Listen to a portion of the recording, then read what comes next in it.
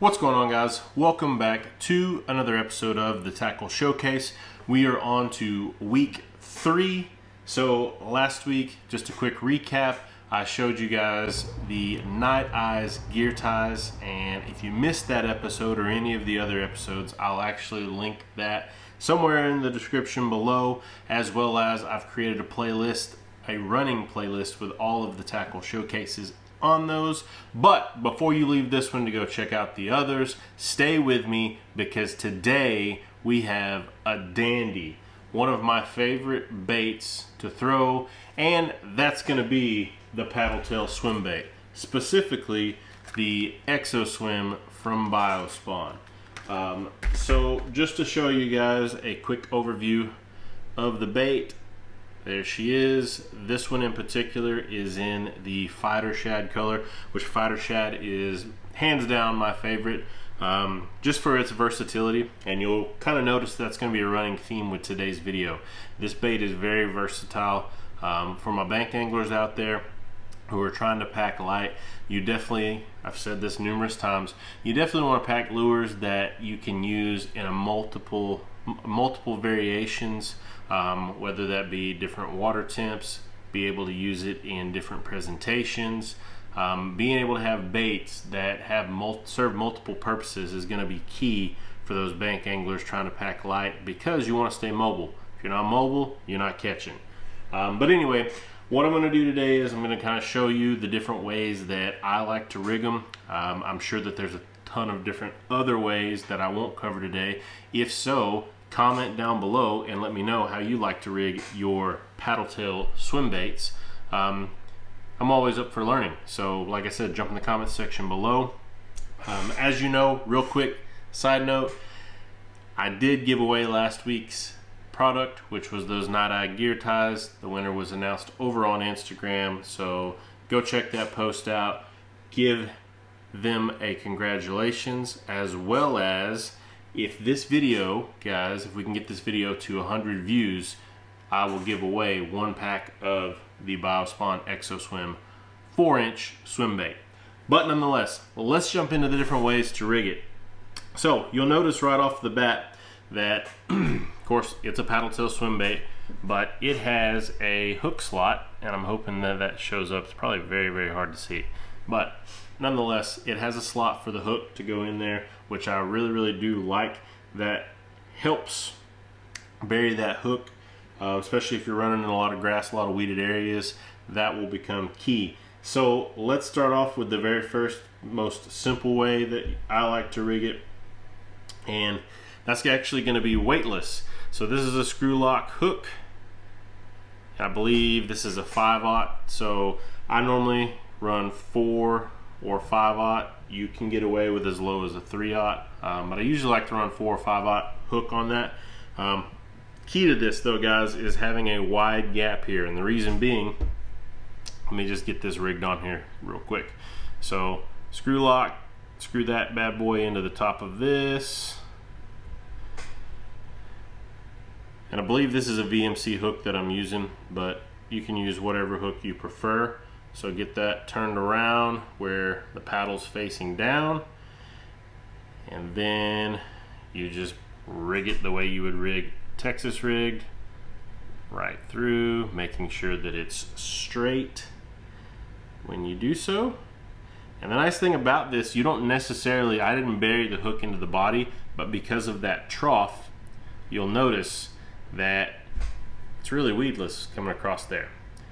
Now, the reason you want to have a wide gapped hook, as I almost dropped it, the reason you want to have a wide gap hook, because you'll notice this space underneath. Well, when the bass or fish comes up to bite that, if you have a straight hook shank across the bottom, then this bait won't go down.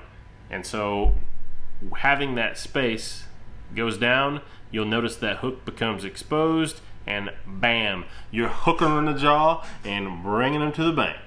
But definitely, guys, want to make sure that you have that gap. So let me show you one that will not work for this. And this is actually the second style setup that I like to use, not with this particular hook, and I'll show you why. So again, another screw lock here. This one's weighted on the bottom, and then it has that flash underspin underneath. Now, the reason I like the ones with the screw lock is, again, the screw lock allows you to get that nice flush look that you're used to having with a Texas rig, so you don't have that exposed hook. But you'll notice on this one, if we were to rig this guy up, there is not a whole lot of gap underneath there, and so when that bait gets pushed down, the hook doesn't get exposed and you miss fish. And well, we all know what happens when you miss fish. You're going home to tell the missus that you got skunked, and no one likes that. I don't like that. But nonetheless, guys, next up is your prototypical underspin. So this one is, I believe, from Strike King, but nonetheless, you'll notice exposed hook there. Now, this is great when there's not a lot of vegetation. Fishing this in vegetation is going to be tough because you're going to be getting tangled up, hooked onto everything known to man. So that's why I really do prefer this setup, especially in the wintertime. This is great because that weightless presentation, it's very slow and allows that bait to fall, so it looks like that dying shad. So one of the great finesse ways to fish it is weightless, just like that. Another option, of course, there's different weighted, belly weighted hooks, and they come in all different weight sizes, but again, nice big gap here, and it allows you to have that flush mount across the top. Now, these guys, like I said, their versatility allows you to do a lot of different things with them. So I've shown you pretty much just rigging them on hooks. However, they make great trailers. So you guys know I'm a huge spinnerbait guy. So this one in particular is a War Eagle spinnerbait, and especially during the summertime when I'm trying to bulk up that profile, tell me that right there does not look juicy, and this tail just goes nuts in the water. They have great action. I mean, you can see I'm holding it right here and this thing is going wild. They look great in the water. They're infused with BioSpawn's BioScent. So when you open the package, you definitely can get a nice whiff of the bass candy, so to speak, as Lake Fork guy would say. So there's this option here. This is on a swim jig, and you'll notice this is in a little bit different color. This is just their green pumpkin. But what I've done here, all I have is the 4-inch. So the nice thing about this, I literally just took my scissors, trimmed that down on the fly, and now I've shortened that up to make it a nice juicy presentation for this swim jig. And that, my friends, is a bluegill imitation if I ever saw one. And then I've also got one other color. I have the chartreuse pepper, which that's just kind of a one-off flower color. But these guys come in like 12 or 13 different colors.